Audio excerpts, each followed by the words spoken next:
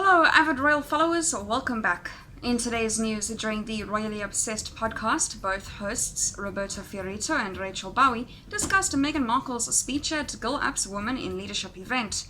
Ms. Fiorito praised the Duchess of Sussex's empowering speech and pointed out that it may have contained a reference to leaving the royal family. Ms. Fiorito said, "My favorite part was when she said, 'Your gut will tell you what's right and what's wrong, what is fair and unfair. The hardest part for me is to chase your convictions with action.'" Whether or not sure she meant to reference her personal experience with leaving the royal family or not, I do feel that part is really empowering.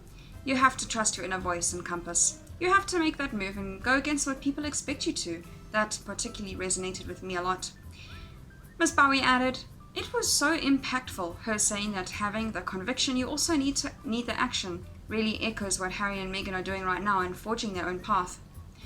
On Tuesday, Meghan Markle gave the keynote speech during Girl Up's A Woman in Leadership event. The Duchess of Sussex appeared to hit out at the royal family, who were known for following protocol and tradition, as well as other world leaders, stating the status quo will break when pulled tightest. She said, "Another thing about those lawmakers, leaders, and executives that I mentioned earlier, many of them, better or worse, do not listen until they have to, because the status quo is easy to excuse and hard to break, but it will pull tightest right before snapping. Women have always historically got a lot of 'that is not how it's done,' or that is an idea, but we're going to do it this way instead." But when do we hear that as a woman? We hear that in the moments when we challenge the norms.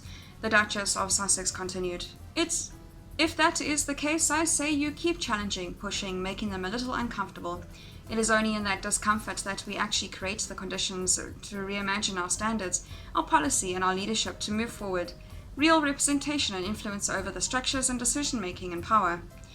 That path to get us there will take all of us. It will take girls and women. It will take men and boys. It will take those that are black and those that are white, collectively tackling the inequalities and structural problems that we know to exist.